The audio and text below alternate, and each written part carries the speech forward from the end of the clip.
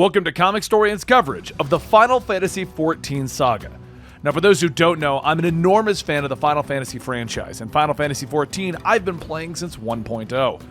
As a fun passion project, I've covered other core storylines within one of my favorite MMOs in existence, and I have been getting a lot of requests to continue this coverage. Well, since now I'm only doing videos that I really want to do, let's continue talking about Final Fantasy XIV. And maybe I'll even deep dive into some of the job storylines and other raid storylines because we never got to those like I wanted to do originally. But today we're going to be covering the storyline to Final Fantasy XIV Shadowbringers, the most recent expansion which has finally wrapped up its overall storyline. One last plug before we get started on the actual coverage. Every Sunday morning for a couple of hours, I play Final Fantasy XIV with my friends. And if you want to check me out, I'm over at twitch.tv/Comicstorian Gaming. You can click that link down below. All right, let's get into the Shadowbringers plot. When we last left off, the scions were all in comas, and we were sent by an enigmatic figure to the location known as the Crystal Tower to get answers that we have been seeking at this time.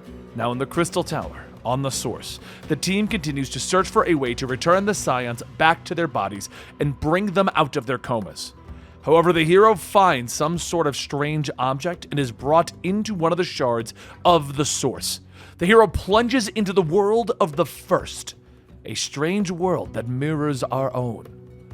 After arriving in Norvrant, the hero heads to the Comicstorian, where they meet with the mysterious voice that appears in their head, and they begin this adventure.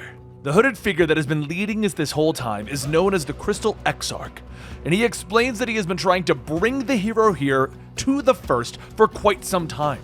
However, his magic was imperfect, and instead, the scions were brought over, leaving their bodies behind on the source.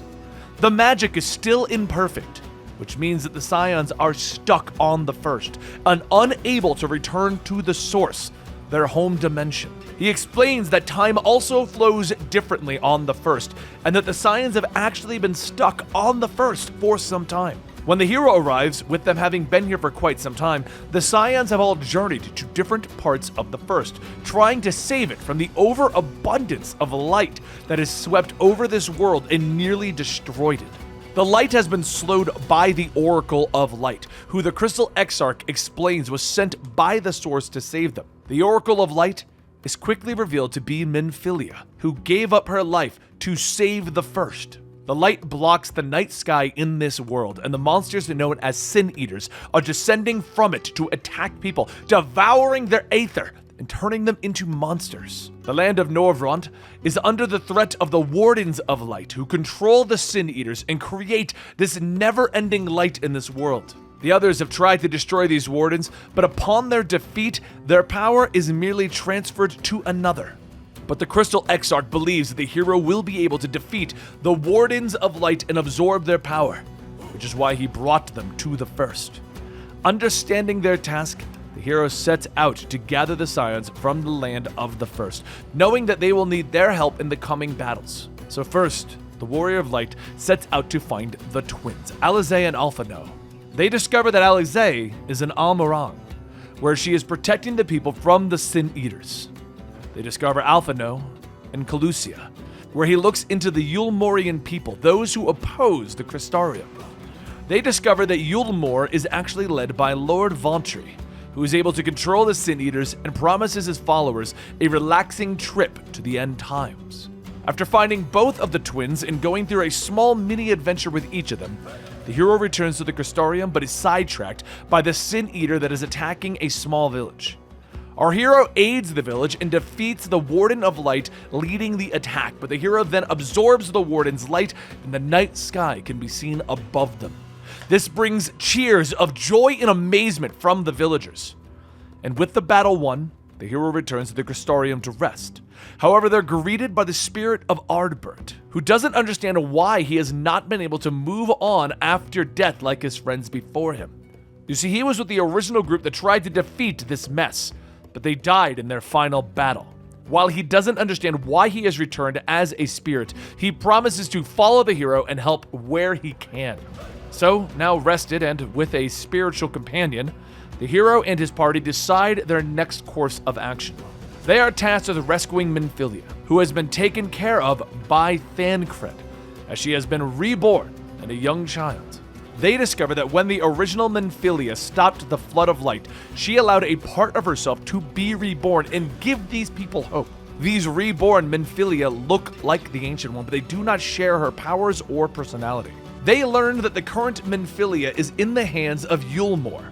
Heading off to the rescue, the party meets and fights with Ranjit, the general of Yulmore. Luckily, Thancred rescues the party, bringing them to the home of the Pixies in Ilmeg. While dealing with the mischievous Pixies, the party once again links up with Yorianje, who joins their cause. The pranks from the Pixies get worse and worse in the side adventure, but luckily our hero has already made a pact with the Pixie known as Fail Yu, who manages to get the other Pixies to stop with their incessant pranks. After joining our party, Yorianje explains that he had a vision of the coming apocalypse when he crossed through the world. Calamities that occur within the various shards, and the party concludes that the flood of light is caused by the source to absorb a large amount of light energy. This could be affecting the people of the source's aether, which might explain why everyone is more susceptible to the Black Rose poison. They realize that what affects one shard has a disastrous effect on the source. Understanding that they are now here to save the first, to save the source, the party becomes more resolute in their goals and heads out. They discover that the corrupted Pixie King is acting as the Warden of Light in Ilmeg, and that he has locked himself within his castle. After gathering the Pixie relics to break the seal on the castle, the party heads inside and fights King Titania. They manage to defeat the Warden of Light, and Ilmeg sees the night sky once again. With this king defeated, the hero relinquished ruling the Pixie Kingdom to Feau. The Yulmorian army finally arrives to fight the party, but they are then pranked so much by the Pixies that they're just forced to retreat. The party then returns to Comicstorian, where they discover Emet-Selch, the Ascian and founder of the Garlean Empire on the Source. The party prepares for a fight, but Emet-Selch waves them off, as he has no interest in fighting them. Regardless of the fact that flooding the First with light was his plan, he wants to watch our hero and their party, hoping to learn their motivations, and hoping that they will in turn learn his way of thinking. As the party continues their adventures, Emet-Selch simply uses his power to appear and lecture them about the days of the Ascians. Next, the party heads to Ratika Greatwood, where they are in search of Y'shtola, who they learn is leading a group known as the Knights Blessed, who worship the darkness. Y'shtola sees the hero and is concerned about their aether, which has become corrupted by absorbing the Warden of Light's power. After Y'shtola joins the party, they help her search an ancient civilization known as Ronka, hoping to learn where the Warden of Light is hiding. They build a Ronkan seal that allows them to go to a secret part of the forest where they end up meeting the Viera. The Viera see the seal and believe the party to be friends, agreeing to help them find this Warden of Light in the Greatwood. They discover that the Warden of Light is in an area known as the Quantana Revel, and to get there they have to restore the aether flow to the ancient temple. The party braves the temple, but is stopped by General Ranjit. The general laughs, explaining that they have poisoned several members of the Knights Blessed. He offers the party the antidote if they will safely lead him out of the temple.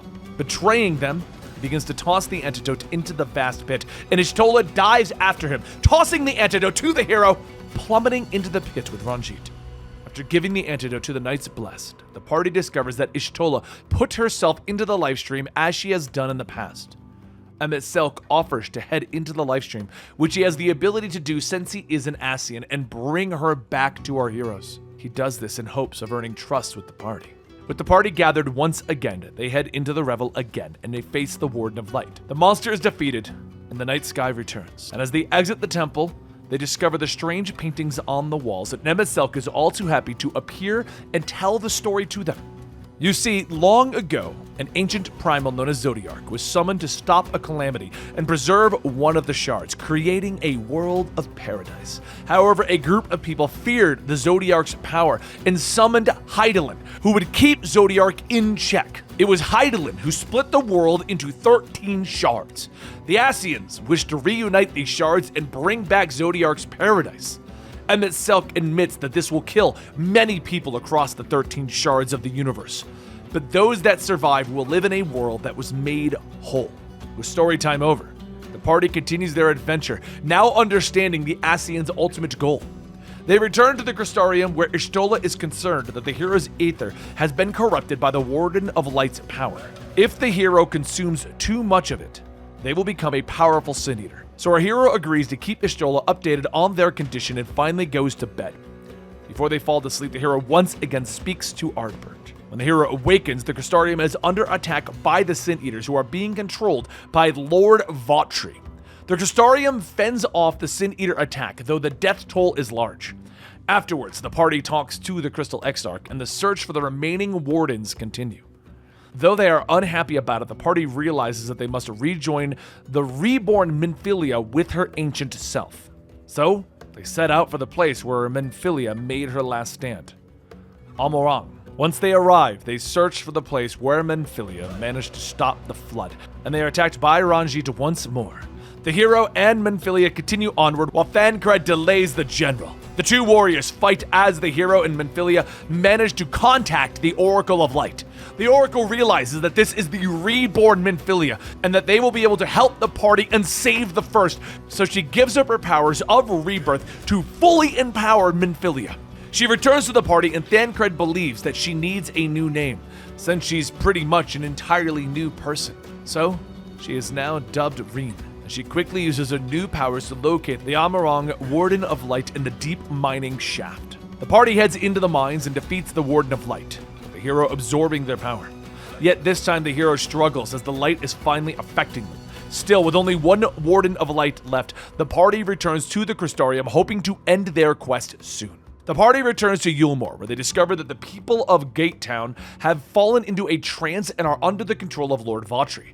They then discover that Lord Vauthry has been putting pieces of the Sin Eaters into the bread that he hands out to the townsfolk, slowly transforming them all into Sin Eaters and allowing him to control them. The party heads into his castle, where they meet Ranjit once more, and they finally defeat this general, whose name I'm probably mispronouncing. When they finally confront Lord Vauthry, they discover that he is the final Warden of Light. He is the combination of a Sin Eater and a man that was created by Emet-Selch long ago to aid in the flood of light. Using his vast power, Emet-Selch rips the top of a mountain open, which he declares will serve as his new paradise. Reen is able to use her new powers to heal the people of Yulmore, and free from Lord Vauthry's evil reign, the people of Yulmore join the others of Nordvant in trying to figure out a way to stop Lord Vauthry for good and end the rule of the Sin Eaters. Emet-Selch continues to watch the party and their goings-on with a fondness, explaining to the hero that it reminds him of back in the day of the Ascian, when people came together to help one another. Emet-Selch tries to convince the hero that they could contain the power of the Wardens of Light and survive the joining of the shards, standing with the Ascians in the rebuilt world. But the hero shakes their head. Finally, the party devises a plan to build a massive Talos that will pull Lord Vauthry's kingdom from the sky, creating a bridge that will allow them to gain access to Vauthry's castle. The party heads up to deal with Vauthry, and they're able to defeat him. However, the hero can no longer contain the light within themselves and begins to transform into a Warden of Light. It is then that the Crystal Exarch reveals themselves, because the Crystal Exarch is actually Grahatia, who controls the Crystal Tower and has worked with the hero a long time ago. Grahatia explains that he plans to absorb the light from the hero, jumping into the rift, taking the dangerous energy with him. And as he begins his spell, he is stopped by Emet-Selch, who wounds him. Emmet is disappointed that the hero is so weak that they are unable to control the power of light, and believing that he has seen enough, Emet-Selch decides to continue with his original plan of the light consuming the first and rejoining it with the source. Emet-Selch takes Grahatia's unconscious body, fleeing to his secret base in the trench, a place far beneath the ocean known as the Tempest. As the light overwhelms their body, the hero can't continue their fight and falls unconscious. When they awaken, Reen is nearby and explains that she used her newfound powers to slow the light's corruption of the hero's body. Unsure of how to reach the Tempest, the hero begins to explore the Comicstorian to learn about Grahatia. They learn that Grahatia saw the calamity of the Black Rose in a world where all of the heroes had died. Grahatia decided that he would go back to this moment in the first and stop the calamity. The party decided that they must find a way to the bottom of the ocean, and they eventually find the aid of the primal Bismarck in this world. Upon arriving at the bottom, the party discovers a version of the ancient Ascian city, Amarat. Speaking to a citizen, the hero learns that the history of the Ascians, as Emet-Selch explained it, was true. that the primals of Zodiark and Hydaelyn led to the splitting of the world. The Ascians believed that the death that the calamity would spread would summon Zodiark once more, and that he would return the world to the paradise it once was. Emet-Selch believes in this plan and hopes to make it come to fruition. Arriving at Emet-Selch's capital building, they're confronted by the Ascian, who shows them the fall of the Ascians in great detail. As the party fights through this vision of the world ending, Emet-Selch isn't impressed with their abilities. And as the Ascians gather, they launch their attack, but Emet-Selch is too powerful for them, easily defeating them. As the hero prepares to attack, the light that is inside of them is too much, and they begin to pass out again. But Ardbert appears, finally figuring out what he was supposed to do to aid the hero and give them the strength to fight. Emet-Selch realizes that the hero is now becoming whole, that Ardbert is another version of this hero. Grahatia appears, summoning more of the scions, and they launch an all-out attack on Emet-Selch in his true form, Hades. With the gathered strength of the hero and the scions, they are able to defeat Hades once and for all. And before he disappears, Emet-Selch appears before the hero, asking that they remember the Ascians and what they once stood for. With victory achieved, it is revealed that the hero used the light within them to give them the strength during the final fight. Now they have returned to their natural state. The Crystal Exarch stands before the group, apologizing for his deception and for bringing them into this world. The party forgives him, realizing why he did it. And as they return to the land of Norvant, the Crystal Exarch explains that his death was meant to return the scions to the source, and now he has no way to return them there. The scions understand, and they agree to find a way to return that doesn't involve sacrificing the Exarch. So our hero returns to the source, where they tell everyone of their adventures and what is really happening to the scions. But unknown to the hero, Xenos has returned to his body, and he has now gained enough power to kill his father. Elidibus, the last remaining Ascian, has fled to the moon, where he begins to plan his next move. He knows not how the rest of the story will play out, but he knows that the warriors of darkness will share the fate of those who came before. Death by the warriors of light. Now, with the first no longer in danger, the Crystal Exarch, Grahatia, asks for the help of Bec-Lug in finding a way to send the scions back to the source, knowing that eventually their bodies will waste away while they're stuck in the first. The party returns to the source to fill them in on everything that has happened, and then they once again head back to the first. The scions decide that it is only right to tell the people of the first about the Flood of Light and the Warriors of Light. But the scions quickly learn that Elidibus has arrived on the first and taken possession of Ardbert's corpse so that he can awaken the first echo. It is revealed that the first echo is merely a fragment of their former selves and not a gift from Hydaelyn. While the scions don't trust Elidibus, they do decide against trying to stop people from following him and instead return to the task of finding a way for the scions to get home. However, it is revealed that the scions' distrust was well-founded, as they learn that Elidibus plans on avenging Lahabrea and Emet-Selch. To this end, he is putting the heroes through a gauntlet of their past battles within the Crystal Tower. Luckily, Y'shtola steps in to help the heroes, and they all learn that Elidibus is the primal of his former self, and was separated from the heart of Zodiark's heart. They also discover that Elidibus was the one who started the Warrior of Light legends, and that his powers increase as more people believe in it. Elidibus goes on to attack the Crystal Exarch and Bec-Lug, using one of their devices to create spirit forms of the Warriors of Light, who in turn go to attack the scions. The warrior heads to the Crystal Tower, where they face against Elidibus, who has taken on the form of the first Warrior of Light.